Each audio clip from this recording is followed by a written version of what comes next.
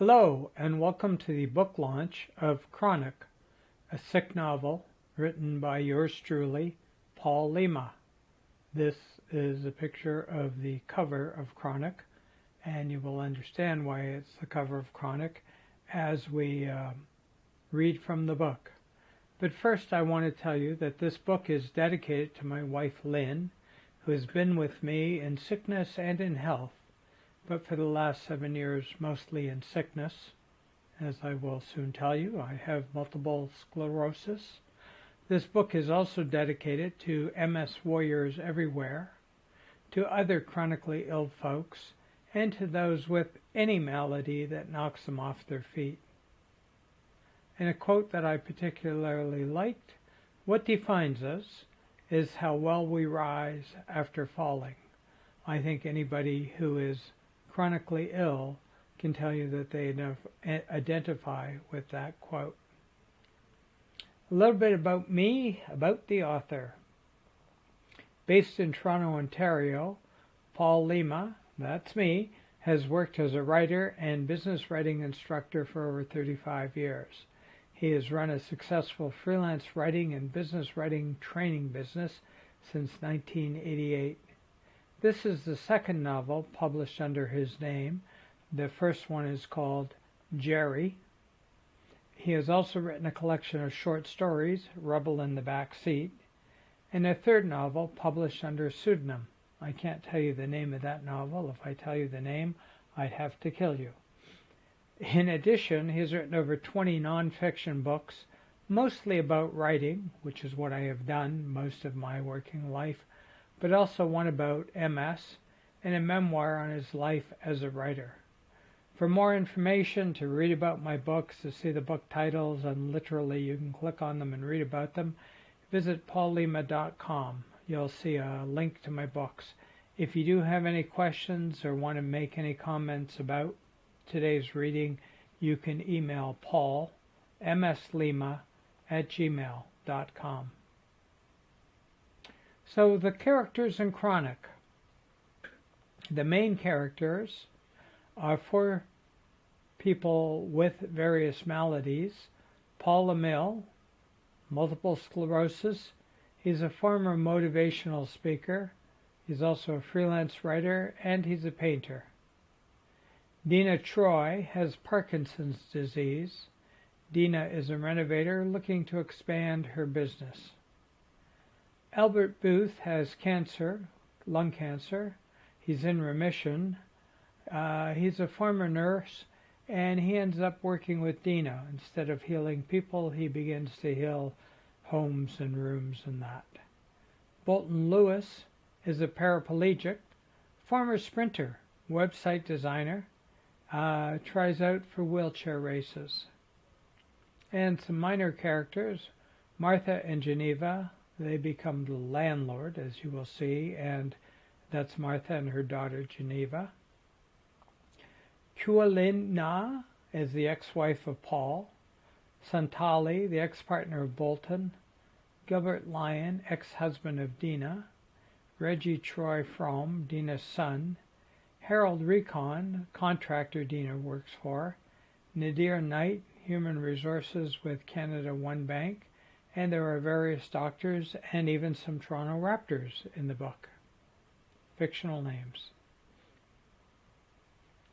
So before I start the reading, allow me to set the stage of Chronic.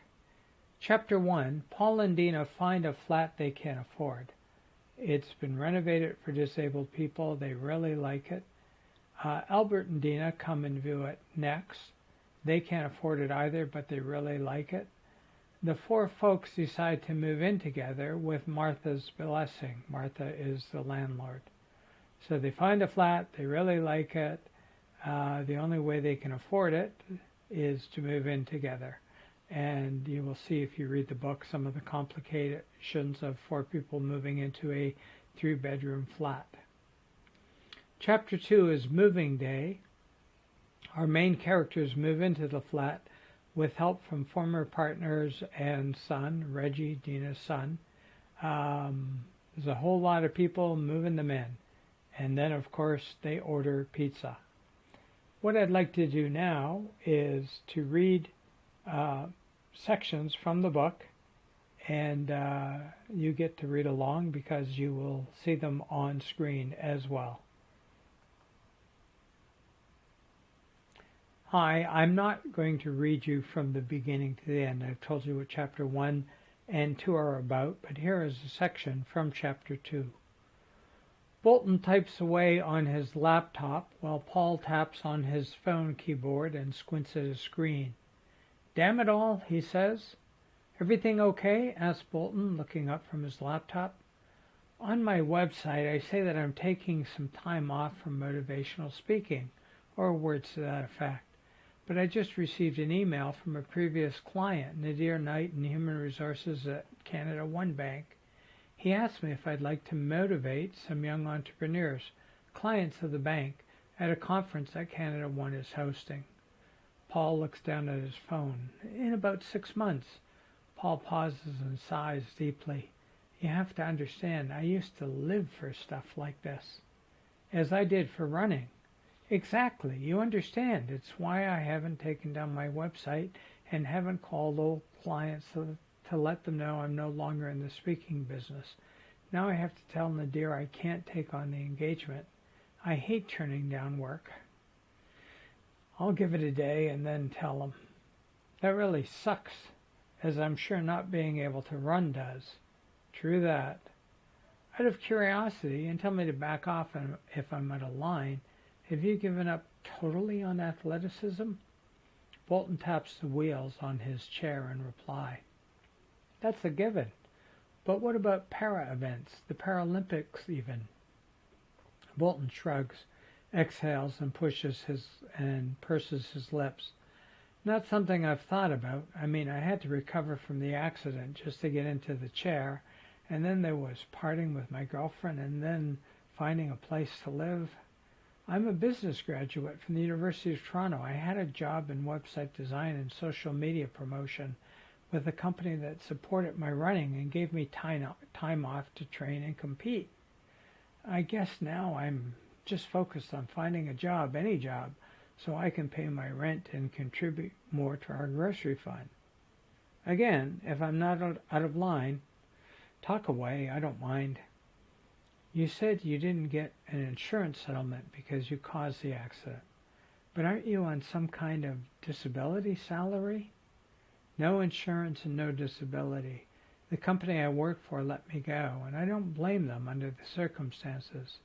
You don't get a disability salary if you're not employed." Paul puts down his phone and leans forward. "So now it's find a job or—" "Exactly." "But while you're looking for work, couldn't you try to make, I don't know, a para-sprinting team? I mean, you obviously love to race." "Tell you what," says Bolton, "I'll make you a deal. You email it Nadir and tell him you'll take the speaking gig, and I'll try out for the Toronto wheelchair racing team." Paul laughs. "Damn, man, you're motivating me when I was trying to motivate you." He pauses and looks at his phone. "Let me make sure I have this right. I accept the speaking gig, and you try out for the Toronto wheelchair racing team. That about sums it up. But what if you don't make the team? Then I'll have time to come to your speaking event. But you're not an entrepreneur." "Wait a second. See that light bulb above my head?" Bolton looks up with a smile.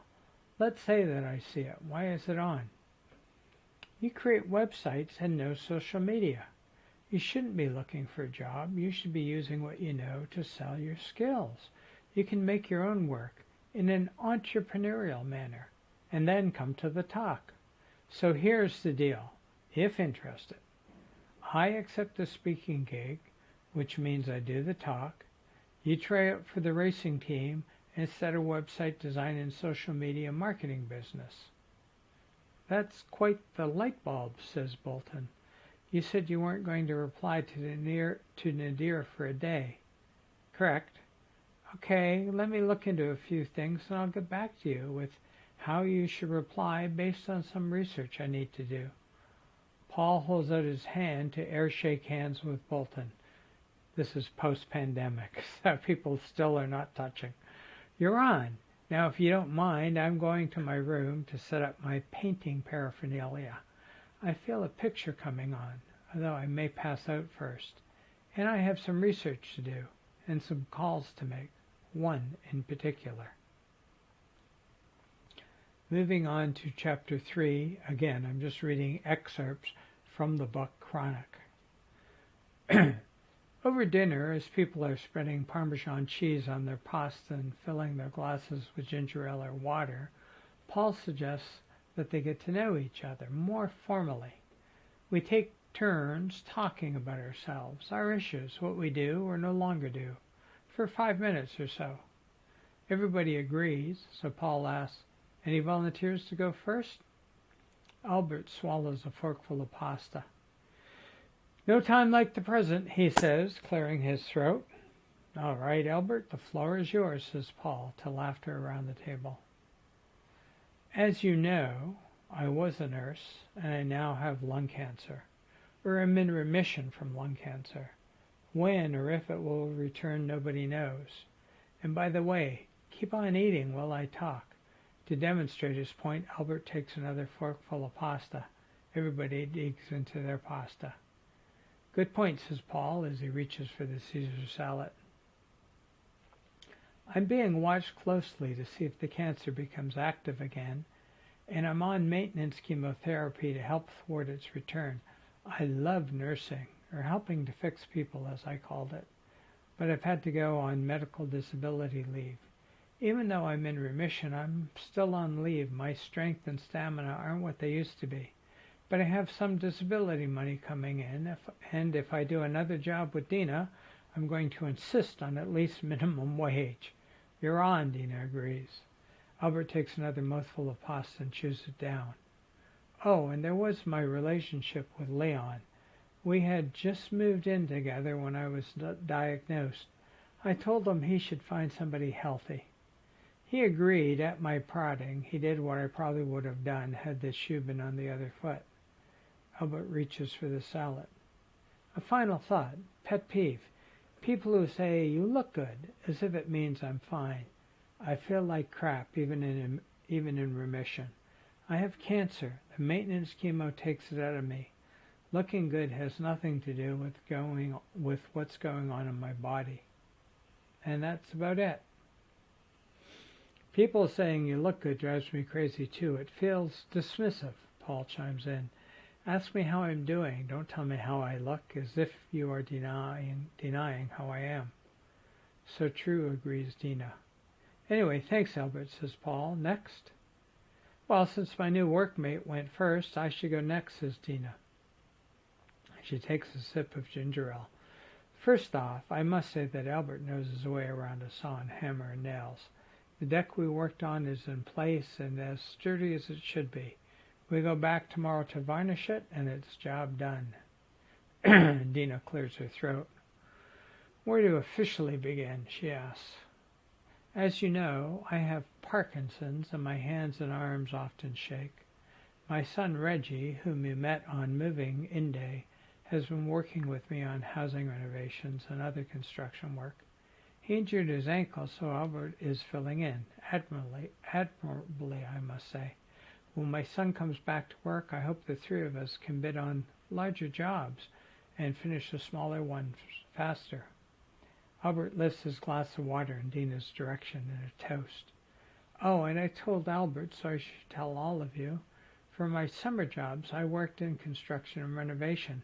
I was actually a PhD student in Greek literature, but quit to start my own renovation business. Reggie is taking after me, only quitting school years earlier. High school. We'll see how it goes." Deena sips at her water. "As for my Parkinson's, I was on carbidopa levodopa, the most effective Parkinson medication going.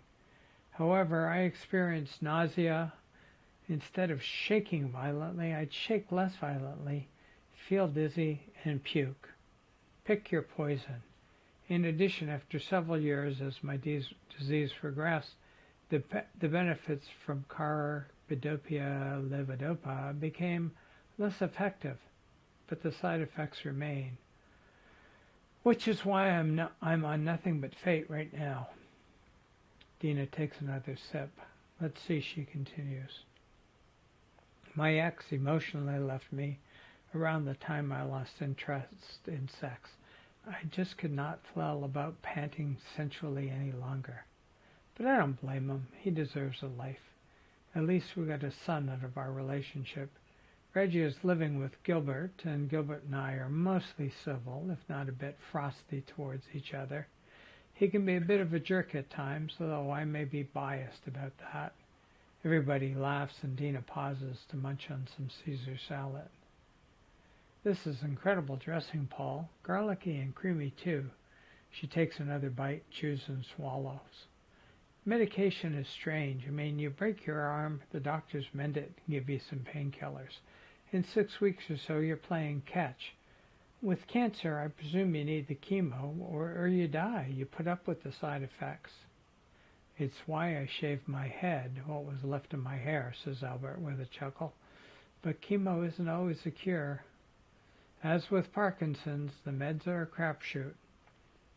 The meds help some people, but not everybody, and the side effects can be as bad as the disease for some of us. As with MS, Paul smiles wryly.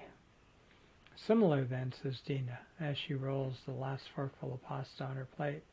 And as for my pet peeve, it's people who imply that you're faking it, like I'm faking my shaking. I want to say to them, I am faking being well so I can get on with life as best I can. She sighs. And that's about it for me. Faking being well. I never thought of it that way. But it is so what we do, says Paul. Even if we went through life manifesting how we were actually feeling all the time, if we went through life manifesting how we were actually feeling all the time, I suspect we'd hardly ever get out of bed. So true, says Bolton. Like I want to use my arms to will through my day. But it's what I have to do if I want a life.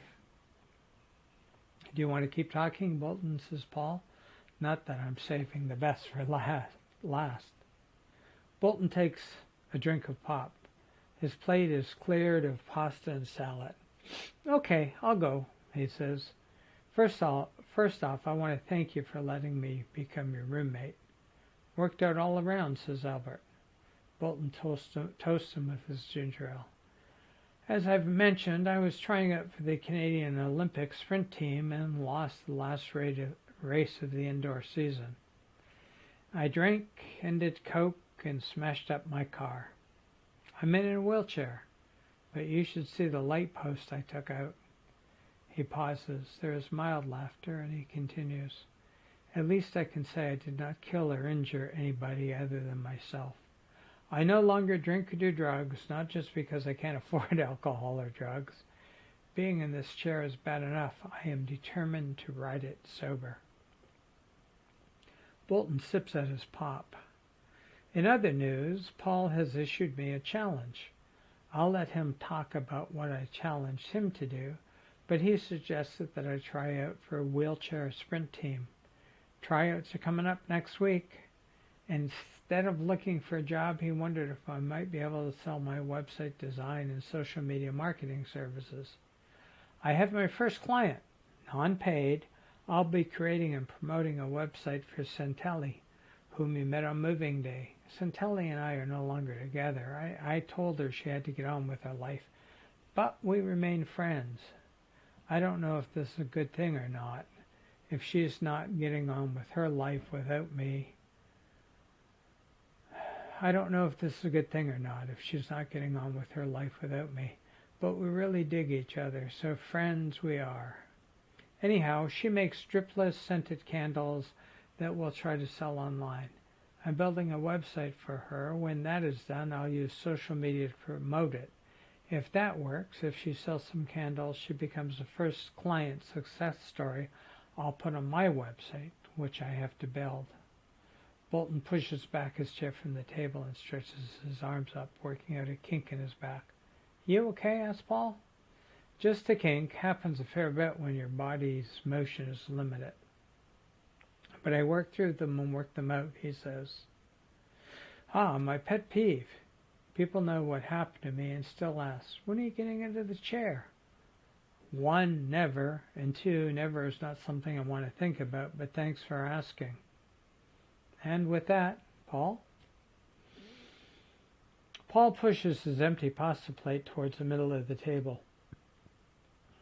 Bolton heard me moaning about a previous client, asked me to speak at a conference. When I thought I was motivating him to try out for the wheelchair racing team, he motivated me to accept the speaking job. I have called in the deer and accepted the gig. Cool, says Deena, as Paul fills his glass with ginger ale from the bottle on the table. Not sure about that, says Paul, in large part because of the progression of my MS.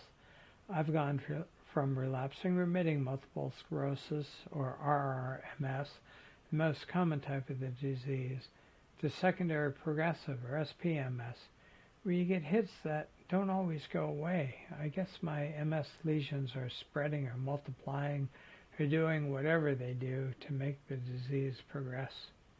Initially, I'd have tingles or eye issues that would last for weeks or a month or two, and then go, and I'd be fine for a month or two, and then have another hit. But the hits didn't keep me from doing my work. Love working as a motivational speaker and writer. Paul picks up his glass of ginger ale, but does not drink. Now my feet are on fire, and the fire never goes out. My knees are wonky, and I'm kind of dizzy, which is why I walk with a cane. And, as you know, I get bouts of fatigue almost on a daily basis. They literally knock me out for 30 minutes or more, and I wake up feeling as groggy as when I passed out. Hence the fear of public speaking or passing out on stage. But I can still paint, something that was a fun hobby for me. I've set up my easel and paints in my room and hope to get at it sooner rather than later. At least I don't have primary progressive MS, the worst kind, like Martha's husband have. Something to be thankful for, I suppose. Could be worse. Feels like a perverse mantra. Could be worse. Paul inhales deeply. As for meds, when I was first diagnosed with MS, there were only a few meds on the market, with not very pleasant potential side effects. I tried several. Aubagio, which didn't seem to do anything other than make me feel nauseous and give me diarrhea. Then Gilenia. Did it do anything? I don't know. What are they supposed to do? Asked Bolton. They're supposed to provide some control over the inflammation that injures the nerves, reduce the frequency and severity of relapses, and ease the impact of MS symptoms. Paul swirls his ginger ale in his glass. But when I asked my neurologist to what extent they reduced the frequency of relapses, she said one couldn't be sure. To what extent do they reduce the impact of hits? Same answer. I can't say that they helped me because my disease progressed. My neurologist says it might have progressed faster without them, but nobody knows for sure. Anyway, I decided to go med-free about 3 years ago. Paul takes a deep breath. There are more meds on the market now for RRMS folks, but I don't take anything. One med seems to work for one person, but not for another person. Some people get side effects with no benefits. Some get benefits with no side effects. It's a bizarre world. I did try medical marijuana for 3 months about a year ago. Had all the symptoms I have, but spent more time at Tim Hortons eating donuts. Paul grins at the memory and everybody laughs.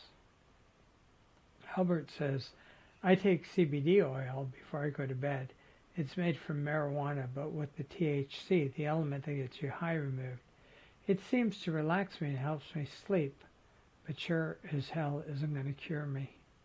Maybe I should try it, says Deena.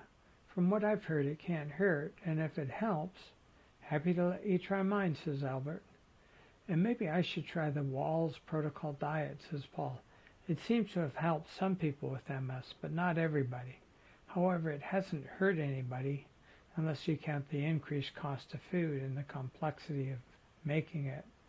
Everybody laughs at this, and Paul continues, I too have a pet peeve. People who imply it's all in my head or that I should meditate myself through MS. I want to say, if I punch you and break your nose, can you meditate through that? MS and what we are all dealing with is physical, not mental. I'm not saying meditation can't help you relax or that being positive can't help you feel better mentally. I'm saying that neither is a cure for MS or will make symptoms go away. Sadly, so true, says Deena. I guess I have a speaking engagement coming up in a few months, says Paul. I think I'll go to bed now, and one of you can wake me the day before I'm supposed to speak. Maybe I'll be so rested I won't pass out while talking. Paul lifts his glass of ginger ale and takes a long drink. It's all so bizarre, adds Albert. Cancer, you get treatment, you go into remission, or you don't. Neither outcome has anything to do with your attitude or with you as a person. Sometimes you get treatment and you die. Or there's a disease-modifying drug that may or may not help alleviate symptoms, but it won't cure you, says Deena. Overall, it's a crapshoot, kind of like life. That's what people who aren't sick don't get. We got hit by the bus. They could get hit tomorrow, Paul says. So true, sighs Albert. And why is it that people who have no maladies assume that people with disabilities or diseases must be miserable? I was initially, says Paul. As was I, says Bolton. Me too, big time, says Albert. But you need time to adjust and work through it. I get the feeling that we've all adjusted. I'm sure we have our moments, but we've learned how to adjust and live with whatever plagues us, says Deena. What choice do we have, asks Albert.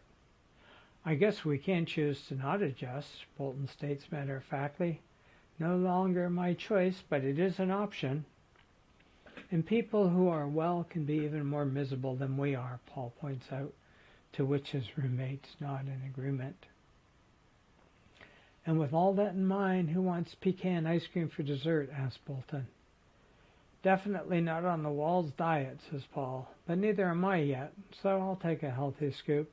I'm with you, says Deena. Count me in, adds Albert. 4 bowls of pecan ice cream coming up, says Bolton as he wheels away from the table and heads towards the fridge. I'm leaving out some of the chapter, but moving to another section.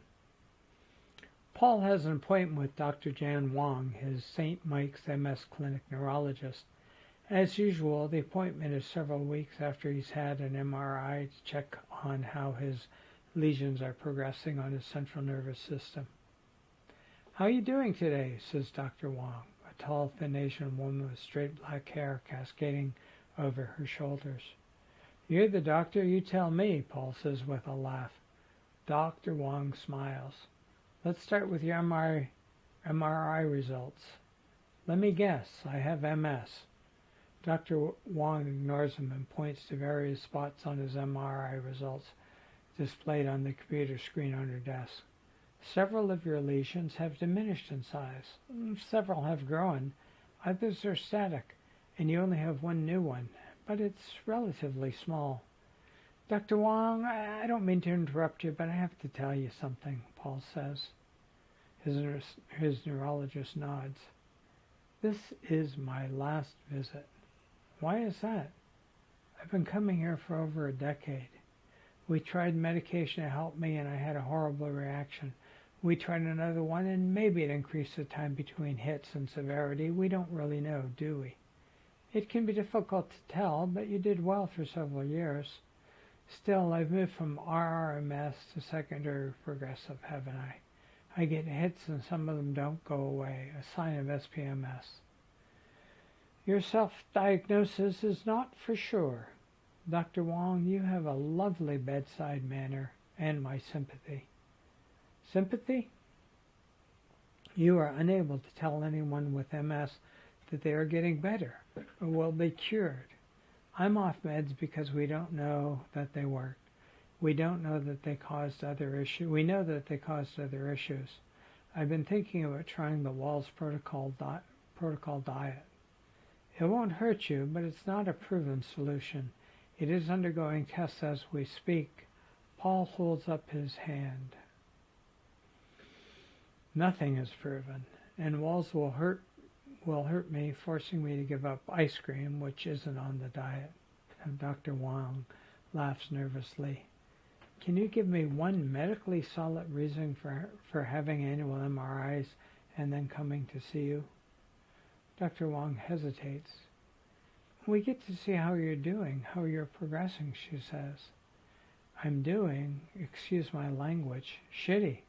I am regressing, slowly. I have MS. It's not going away. I'm just going to get on with my life until I no longer can. Dr. Wong looks into Paul's eyes. May that day be far, far away. Paul holds out his hand. Thank you for everything, Dr. Wong. She shakes his hand and gives him a post-pandemic hug by embracing herself. All the best to you, and if you ever change your mind, please call the clinic and make an appointment to see me. If I read about a cure for MS, calling you is the first thing I'll do. Chapter 4.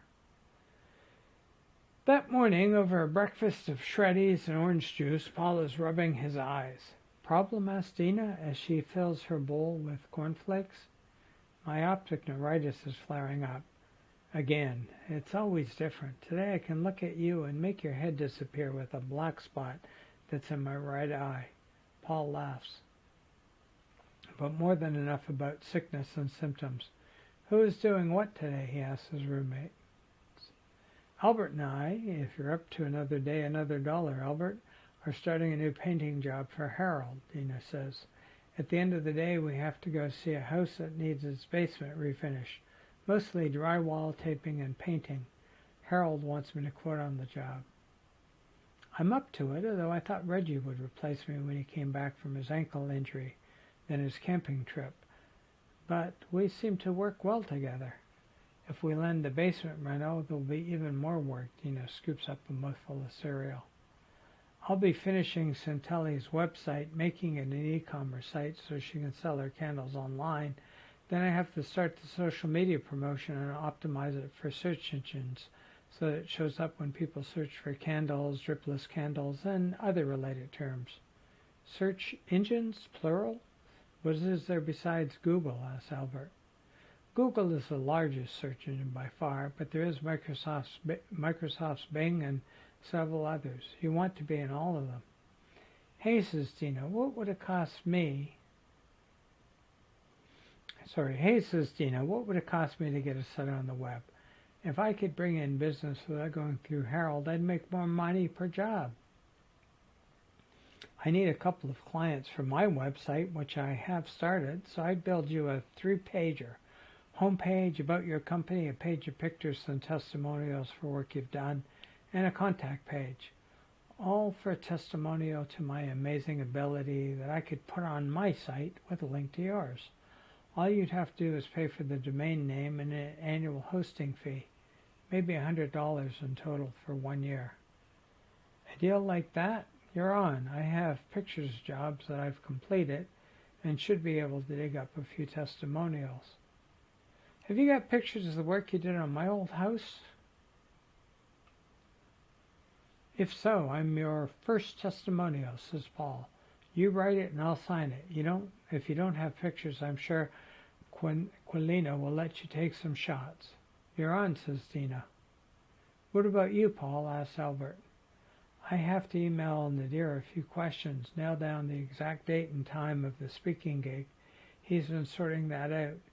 Find out exactly how long he needs me to talk and who exactly the primary audience is. And then I'm either painting, I have a vague idea for a larger painting percolating, or going to another storybook store to find a Wahls protocol book. Seriously thinking of trying a dietary change. Deena gives Paul a thumbs up. If you do, let me know. I'll think about trying it too. You are what you eat, says Albert. I look at the book and think it over.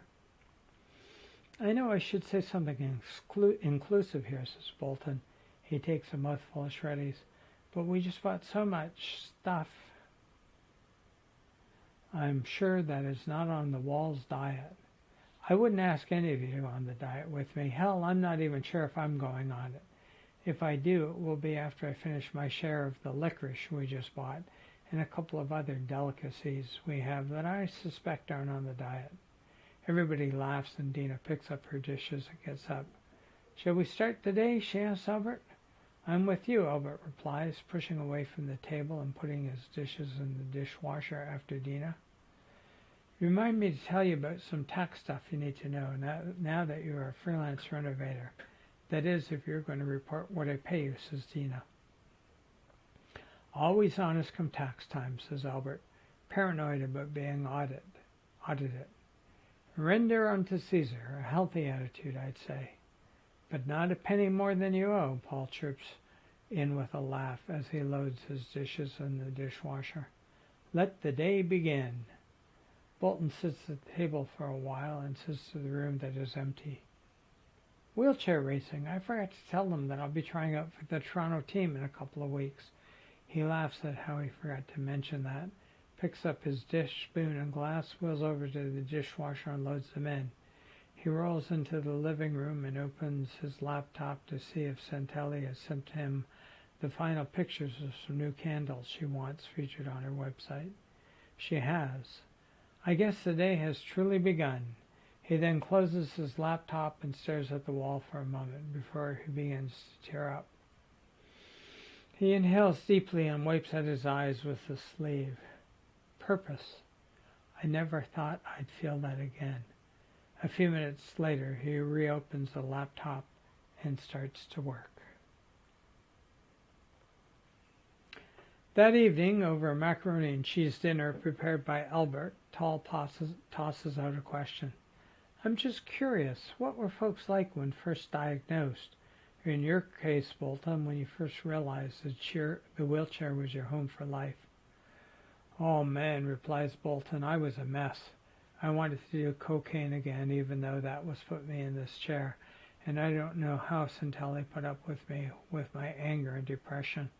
I was either yelling or crying until the day I told her that I had to leave. It wasn't her fault, but I couldn't find myself while living with somebody who cared for me and about me. I had to learn to care for and about myself. He stabs at his macaroni and cheese. I won't say that I'm there yet, but I feel like I'm moving in the right direction. Not that I'll never feel depressed about what I did to myself, but I am learning how to accept me as I am. He stuffs a forkful of macaroni and cheese into his mouth, chews and swallows. Sorry, he says, I didn't mean to rant. Not a problem, says Paul. I suspect we have 3 more rants coming. Actually, no, says Deena. My Parkinson's progression was slow. It took me a while to be diagnosed. It was like I had become used to strange things happening to me, and the diagnosis just put a name to it. She takes a sip of water. I'm not saying that I was fine or happy about what was happening, but there was a degree of acceptance with the diagnosis, of kind of thinking, so now what? I think my ex-husband, had a bigger problem with what was going on than I did. Interesting, says Albert, in that I had a much bigger problem with my diagnosis than my ex did. There were tears and anger. He was all, we'll work through it. I was all, no, we won't. He pauses as if ruminating on an upended relationship. I'm over the tears and anger. I mean, they don't change or solve anything. Now I'm kind of blasé about it. Mind you, being in remission sure helps.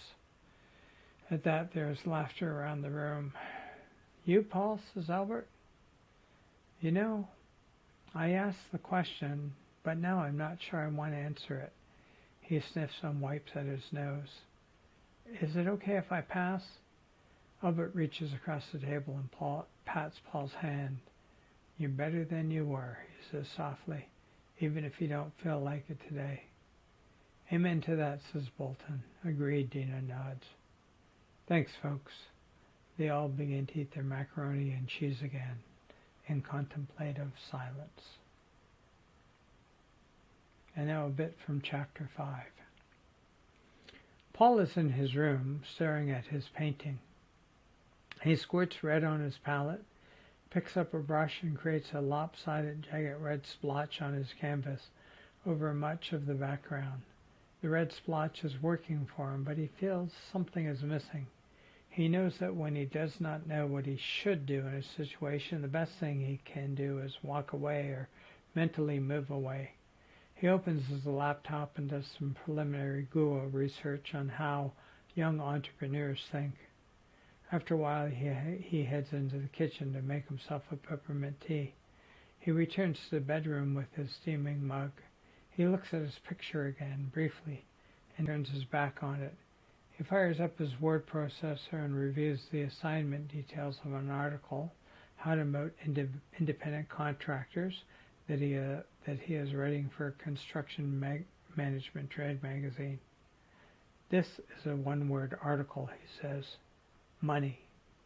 But he has to write 900 words on the topic. He turns to look at his picture. Black and kind of yellowish would go with the red, he thinks. Black should work like a force field that has been trying to contain the red. The yellowish with background bleeding through should work like, he can only think of one word, cancer. Early stage cancer trying to consume the red.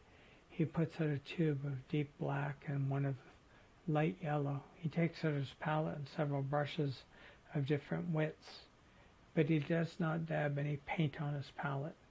Instead, he puts down the paint and brushes and picks up his cup of tea. He takes a sip and spits back into the cup. My gosh, he says, what did I make?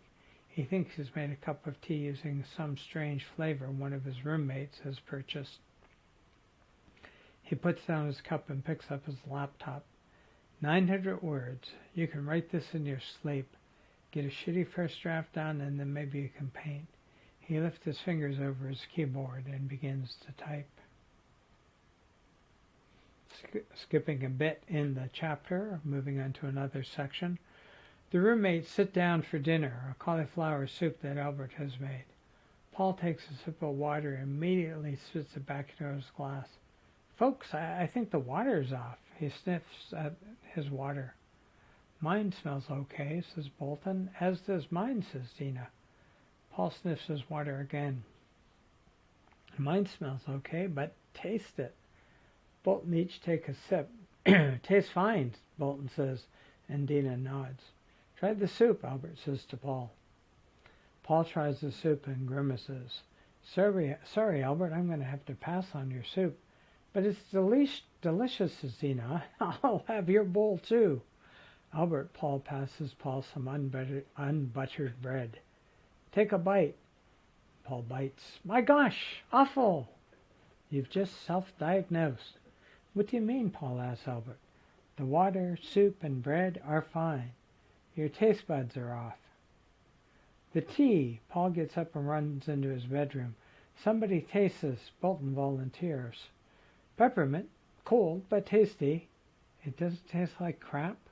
Bolton shakes his head. Damn, says Paul. It is me. You feeling okay otherwise, asks Albert. My normal self. Tingles, tiredness, occasional fatigue. Nothing different. Maybe, just maybe, this is a new MS hit. See what it's like tomorrow. If need be, call your doctor. But in the meantime, what do I do about food, Paul asks. I'm a nurse, not a doctor, but I'd say since there are no other symptoms, you either choke it down or go on a fast. Chapter 6. Albert is in the bedroom, lying on the bed, back propped up by a couple of pillows and laptop open on his lap. He double-clicks on the word icon to open his word processor. He pauses for a moment, hits the center icon, and begins to type. Sick, he types. thinks for a moment and adds an O. Sicko. He has a tentative book title, but he is not sure if it's the right title. He puts a finger to his lips and contemplates the word, thinking about the true meaning of sicko. He hits the backspace key with one finger repeatedly, deleting the word. Then he types, not 100%. He nods and hits the enter key twice. Fact or fiction, he muses in a low voice to himself, or fiction based on facts that I did not think were possible. He begins to type. Paul is in his room, staring at his painting. It seems to be staring back at him, almost like a reflection in a mirror. He shakes his head. It's you, or draft 2 of my article. He picks up a dry paintbrush and brushes out the canvas. There, and there. That's where the black would go. And there, too. And the yellowish bubbling up there, and there. And blue diving in from all corners of the canvas. He puts down the brush. I don't know. He picks up his laptop and sits on the edge of the bed, computer in his lap. Second draft is calling, he sighs. Skipping a few sections in the chapter, the 3 roommates go to work on preparing a grilled cheese dinner when Bolton's phone dings. Incoming email, he says. I've finished eating, so I'll check it on my laptop in the living room. He rolls out of the kitchen as Paul places a sandwich in the frying pan that he has had heating on the stove. Albert pulls several plates and glasses out of the cupboard and sets the table. Deena places a plate with sliced tomatoes on the table as Albert takes a seat. Bolton on his computer in the living room shouts, Holy crap, I don't believe it. Everything okay? Asks Albert as he jumps up. Bolton looks up from his laptop. I've got to call Centelli. We have a freaking candle order, a big one too. The others cheer. Deena runs into the living room. High five, she says as she air high fives Bolton. Define big, shouts Paul. 12, count them, 12 dripless scented candles. The ones with a kind of wavy psychedelic coloring. Premium stock. I'm calling Centelli. Bolton looks up at his friends who are sitting at the table, grilled cheese sandwiches on plates in front of them, looking at him instead of eating. Excitement over, he laughs. You can eat now. Bugger that, says Deena. When does my website go live? Chapter 9. The next day, over a dinner of fish, rice, and broccoli that the friends have all pitched in to make, Albert shouts, Recap! Everybody say how the day went. I go first. He scoops more broccoli onto his plate. I finished building a fence with Reggie. We work well together.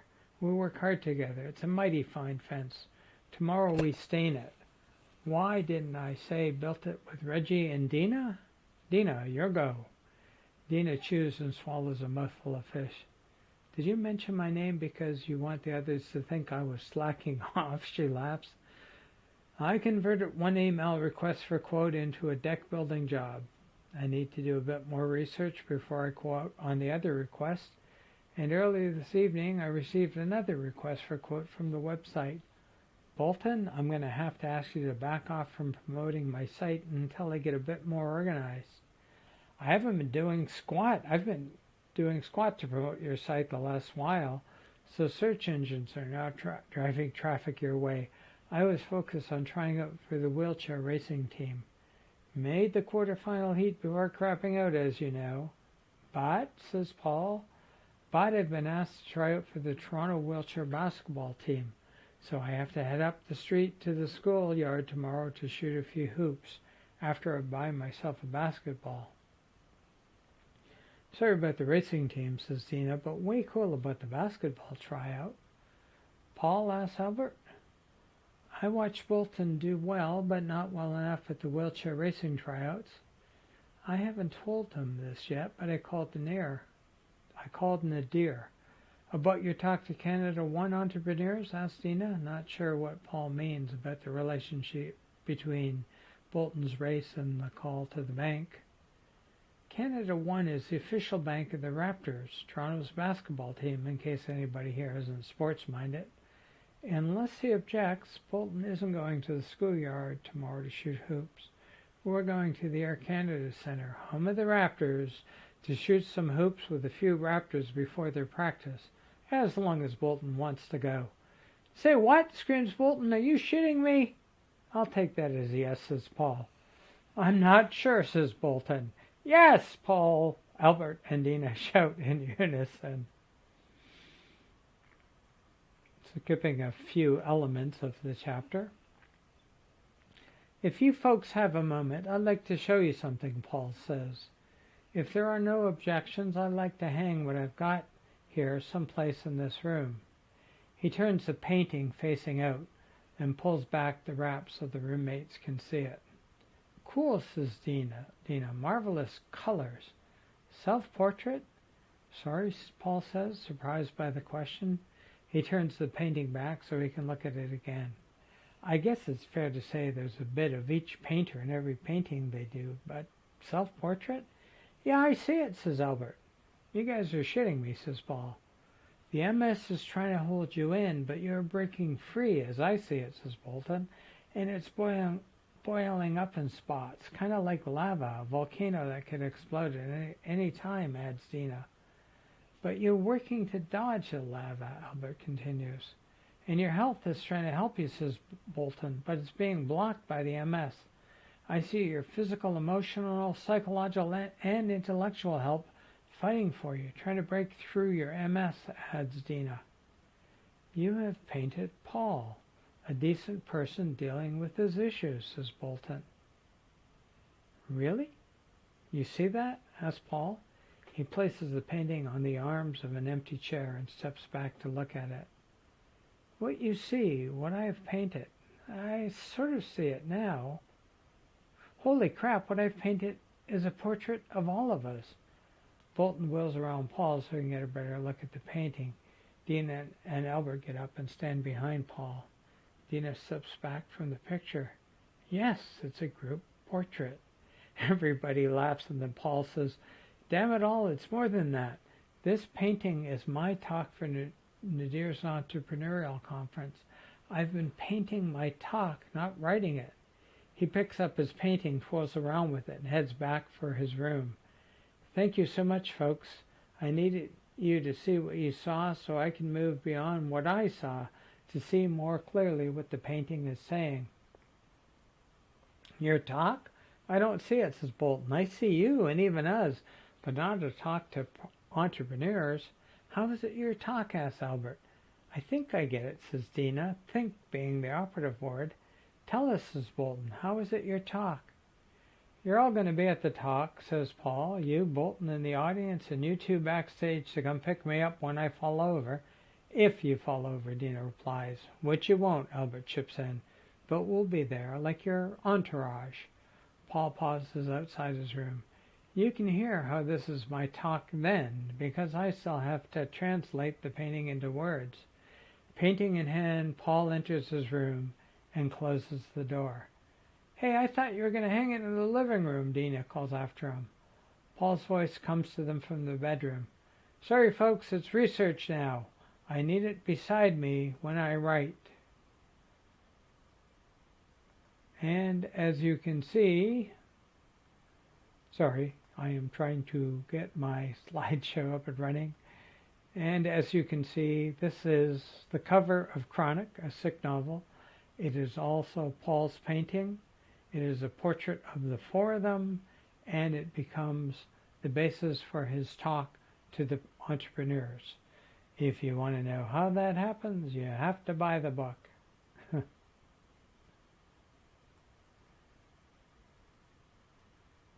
You can read more about the book, to read more about Chronic, and to read comments from beta readers, visit paullima.com/chronic. Also, and sorry this isn't in my PDF, but I want to tell you this. If you can read PDFs on your computer, you don't have to buy Chronic. Just email paulmslima@gmail.com, paulmslima@gmail.com with chronic PDF in the subject line, and I will send you a PDF of chronic. If, however, you want to buy an EPUB, a Kindle, or a print book of chronic, please go to paullima.com/chronic. Again, you can read a bit more about the book, and you can read comments from beta readers of the book. This has been the book launch of Chronic. Thank you for listening. Hope you enjoyed my reading, and hope you forgive my throat clearing and stumbles. I am not a professional reader. Thank you very much. Have a good day, folks. Take care. Bye now.